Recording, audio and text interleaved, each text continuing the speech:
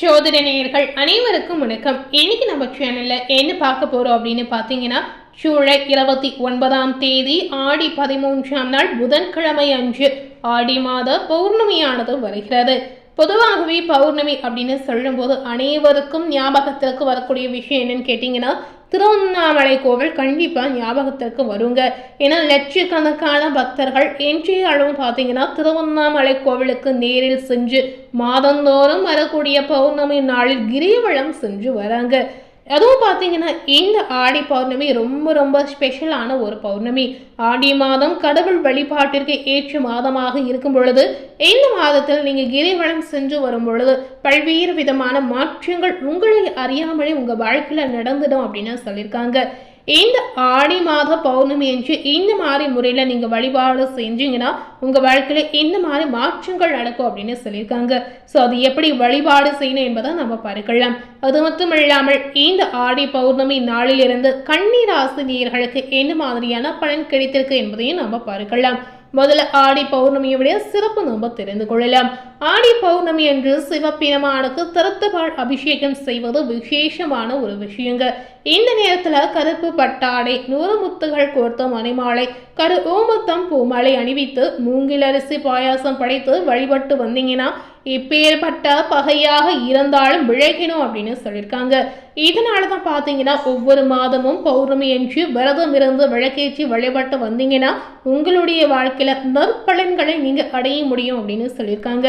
அது மட்டும் இல்லாமல் இந்த ஆடி மாத பௌர்ணமியில் விளக்கு ஏற்றினால் உங்களுடைய வாழ்க்கையில வளமும் நலமும் பெறலாம் அப்படின்னு சொல்லியிருக்காங்க. இந்த பௌர்ணமி விரதம் எப்படி இருக்க வேண்டும் என்பதை கண்டிப்பா நீங்க தெரிந்து கொண்டு அதற்கு ஏற்றுவாறு விரதத்தை கடைபிடிங்க. பௌர்ணமியில பொதுவாகவே பார்த்தீங்கன்னா அம்மன் வழிபாடு மேற்கொள்வாங்க.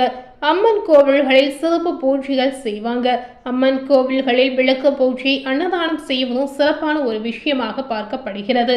பௌர்ணமி அன்று விரத முறை கண்டிப்பா நீங்க கடைபிடிக்கலாம். பகல் முழுவதும் உணவு உண்ணாமல் விரதத்தை நீங்க மேற்கொள்ளலாம். மாலையில் கோவில்களில் அல்லது வீட்டில் வழிபாடு மேற்கொண்டு உணவு உண்டு உங்களுடைய விரதத்தை நிச்சயமா நீங்க நிறைவு செய்து கொள்ளலாங்க. இந்த வழிபாட்டின் போது அம்மன் குறித்த பாடலை பாட செய்யலாம், இல்லைன்னா கேட்க செய்யலாம். இந்த மாதிரி பாசிட்டிவான விஷயத்த நீங்க நிச்சயமா செய்யலாம். இந்த ஆடி மாதத்தில் பௌர்ணமியானது பொதுவாகவே உத்திராட நட்சத்திரத்தில் வருகிறது. இந்த ஆடி பௌர்ணமி என்று திருமாலை வழிபாடு செய்வது இன்னும் சிறப்பு அப்படின்னு சொல்லியிருக்காங்க. அன்றைய தினத்துல விளக்கேற்றி வழிபட்டு வந்தீங்கன்னா பதவி உயர்வு கூட உங்களுக்கு தேடி வரும். குடும்பத்தில் வளர்ச்சி, அமைதி அதிகரிக்கும். புண்ணியம் வரணும் அப்படின்னு நினைக்கக்கூடிய நபராக இருந்தீங்கன்னா இந்த ஒரு விஷயத்த நீங்கள் செய்திடுங்க. ஏன் இந்த பௌர்ணமி நாளில் மட்டும் கிரிவலம் செல்றாங்க அப்படின்னு கேட்டிங்கன்னா, இந்த நாளில் சிவபெருமானை நீங்கள் மனதார நினைத்து முழு நம்பிக்கையோடு கிரிவலம் சென்று வரும் பொழுது உங்களுடைய வேண்டுதல் என்னவாக இருந்தாலும் நிச்சயமாக நிறைவேறும் அப்படின்னு சொல்லியிருக்காங்க. இந்த ஒரு விஷயம் பார்த்தீங்கன்னா இன்றைய அளவில் லட்சக்கணக்கான பக்தர்கள் நம்பக்கூடிய ஒரு விஷயமாக பார்க்கப்படுகிறது. பொதுவாகவே பௌர்ணமியில கிரிவலம் செய்வது தான் சிறப்பு அப்படின்னு சொல்லியிருக்காங்க. மழையினை சுற்றி வருவதால் மனதிற்கு அமைதியும் உடலுக்கு ஆரோக்கியமும் கிடைக்கும் அப்படின்னு சொல்லியிருக்காங்க. அது மட்டும் இல்லாமல் கூட்டமாக பாடல்களை பாடிக்கொண்டு சுற்றும்போது ஆன்ம பலமும் தேக பலமும் அதிகரிக்கும் அப்படின்னு சொல்லியிருக்காங்க. ஸோ திருவண்ணாமலை கோவிலுக்கு செல்லாதவர்களாக இருந்தீங்கன்னா இந்த ஆடி பௌர்ணமி அன்று கண்டிப்பாக நீங்கள் திருவண்ணாமலை கோவிலுக்கு நேரில் சென்று மனதார சிவபெருமானை வழிபட்டு வாருங்க. நீங்கள் வழிபட்டு அடுத்த நொடியே கண்டிப்பாக நீங்கள் நினைத்த விஷயம் நிச்சயமாக நடக்கும். அது மட்டும் இல்லாமல் உங்களால் முடிந்தால் கிரிவலமும் நீங்கள் சென்று வரலாம். ஸோ இப்படி தாங்க இந்த ஆடி பௌர்ணமியில் நீங்கள் வழிபாடு செய்யணும்.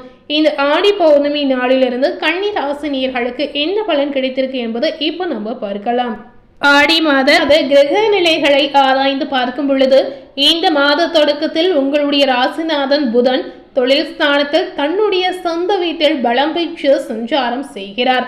இதனால் தொழிலில் முன்னேற்றங்கள் ஏற்படலாம். பங்குதாரர்கள் பக்கபலமாக உங்களுக்கு இருப்பாங்க. தங்கு தடைகள் தானாக விலகிடும். சப்தமஸ்தானத்தில் சனி பகவான் இருக்கிறாரே என்று நீங்க நினைக்கவே வேண்டாங்க. உச்ச குருவின் பார்வை அவர் மீது பதிவதால் ஆரோக்கியத்தொழில் இருந்தால் கண்டிப்பா விலகிடும். அதிர்ஷ்ட வாய்ப்புகள் அரங்கேறும். வாழ்க்கை துணை வழியே வந்த பிரச்சனைகள் படிப்படியாக மாறிடும் அப்படின்னு சொல்லியிருக்காங்க. மனதில் இருந்த இனம் புரியாத கவலைகள் அகன்றுவிடும். 9ஆம் இடத்தில் செவ்வாய் சஞ்சரிப்பதால் தந்தை வழி ஆதரவு உங்களுக்கு கிடைக்குங்க. அவர்களின் வழியே தனவரவும் உங்களுக்கு கிடைக்கக்கூடிய யோகங்களும் இருக்கிறது. இந்த நேரத்தில் புத ஆதித்ய யோகமானது உருவாகும். இதனால பார்த்தீங்கன்னா இந்த நேரத்தில் உச்சகுருவும் உங்களுடைய ராசியில இணைந்து இருப்பதால் எதிர்பார்ப்புகள் நிறைவேறும் அப்படின்னு சொல்லியிருக்காங்க. கல்விக்காகவும் கலைக்காகவும் எடுத்த முயற்சி எதுவாக இருந்தாலும் நல்லபடியாக நடந்திடும். கடல் தாண்டி வரும் தகவல் உங்களுக்கு ஆதாயம் தரக்கூடிய தகவலாக இருக்கலாம். இளைய சகோதரோடு இணக்கங்கள் ஏற்படும். அரசு வழியில் வேலைக்கு விண்ணப்பத்த நேயர்களுக்கு நிச்சயமா நினைத்தது நடக்கும் அப்படின்னு சொல்லியிருக்காங்க. தொழிலில் புதிய பங்குதாரர்கள் வந்து இணைந்து பொருளாதார நிலை உயர வழிவகுத்து கொடுக்கலாம். ஒரு சிலருக்கு பார்த்தீங்கன்னா வெளிநாடு சென்று பணிபுரிய வேண்டும் என்று விரும்பக்கூடிய நேயர்களுக்கு ஆசைகள் நிறைவேறும் அப்படின்னு சொல்லியிருக்காங்க. இந்த நேரத்தில் நீங்கள் எடுக்கக்கூடிய முயற்சி எதுவாக இருந்தாலும் அதில் வெற்றி மட்டுமே உங்களுக்கு கிடைக்க போகிறது. உங்களுடைய ராசிநாதன் புதன் என்பதால் இவர் லாபஸ்தானத்திற்கு வரும்பொழுது பணம் பல வழிகளிலும் உங்களுடைய பையை நிரப்பும் அப்படின்னு சொல்லியிருக்காங்க. வந்த பாகிகளும் வசூலாகலாம். குடும்பத்தில் ஒன்றுக்கு மேற்பட்டவர்கள் சம்பாதிக்கக்கூடிய சூழல் உருவாகும். புகழ்பெற்ற ஆலயங்களுக்கு சென்று வர வேண்டும் என்ற எண்ணங்கள் நிறைவேறும் அப்படின்னு சொல்லியிருக்காங்க. உங்களுடைய ராசிக்கு 3, 8 ஆகிய இடங்களுக்கு அதிபதியான செவ்வாய் மிதனத்திற்கு வரும்பொழுது தொழில் மாற்றங்கள் ஏற்படலாம். நடக்கும் தொழிலை குடித்து புதிய தொழிலை தொடங்கலாமா என்று சிந்திப்பீங்க. உடன்பிறப்புகளுக்கு வேலை கிடைத்து அதன் மூலம் உதிரி வருமானங்கள் கிடைக்குங்க. கடன் சுமை பாதைக்கு மேல் குறையலாம். இடம் பூமி விற்பனையால் ஏற்பட்ட பிரச்சனைகள் ஏதாவது இருந்தா அகன்றுவிடும் அப்படின்னு சொல்லியிருக்காங்க. வாடகை கட்டிடத்தில் நடைபெற்ற தொழிலை சொந்த கட்டிடத்திற்கு மாற்ற முயற்சிகளை நீங்க செய்யலாங்க. இந்த நேரம் பார்த்தீங்கன்னா கண்டிப்பா தெய்வ வழிபாடு மூலம் இந்த காலகட்டம் உங்களுக்கு இனிய காலகட்டமாக மாற்றிக்கொள்ள முடியும் அப்படின்னு சொல்லியிருக்காங்க. உங்களுடைய ராசிக்கு 2, 9 ஆகிய இடங்களுக்கு அதிபதியான சுக்கிர பகவான் நீட்சி பெறுவது அவ்வளவு நல்லதல்ல. இதனால தனவரவில் தடைகள் ஏற்படலாம். இல்லத்தில் உள்ளவர்களின் பகை இப்போ உங்களுக்கு அதிகரிக்கும். பண தேவையை முன்னிட்டு கடன் வாங்கக்கூடிய சூழல் ஏற்படலாம். நினைத்ததை நினைத்த நேரத்தில் செய்து முடிக்க முடியாது. தந்தை வழி உறவில் நெருக்கம் குறையும். பாக பிரிவினை ஏதாவது இருந்தால் தாமதப்படலாம். எதையுமே ஒரு முறைக்கு பல முறை யோசித்து செய்வதன் மூலமே வெற்றி காண முடியுங்க. பொது வாழ்வில் உள்ள கன்னி ராசினியர்களுக்கு மாதத்தின் பிற்பகுதியில் பார்த்தீங்கன்னா நீங்க எடுக்கக்கூடிய முயற்சிகள் நல்ல பலனை பெற்று தரும் அப்படின்னு சொல்லியிருக்காங்க. வியாபாரம் மற்றும் தொழில் செய்யக்கூடிய நேயர்களுக்கு வருமான பெருக்கங்கள் ஏற்படலாம். உத்தியோகத்தில் உயர்வு ஏற்படக்கூடிய வாய்ப்பு உங்களுக்கு நிறையவே இருக்கிறது. கலைஞர்களுக்கு முன்னேற்ற பாதை தெரியலாம். மாணவ மணிகளுக்கு படிப்பில் தேர்ச்சி அதிகரிக்கும். பெண்களுக்கு பிரச்சனைகள் படிப்படியாக குறையும் அப்படின்னு சொல்லியிருக்காங்க. பொருளாதார பற்றாக்குறையும் அகண்டுவிடும் அப்படின்னு சொல்லியிருக்காங்க. ஸோ இன்னைக்கு நம்ம சேனலில் கன்னிராசினியர்களுக்கு ஆடி பௌர்ணமி நாளிலிருந்து என்ன மாதிரியான மாற்றங்கள் நடக்க போகிறது என்பதை தெரிந்திருப்பீங்க.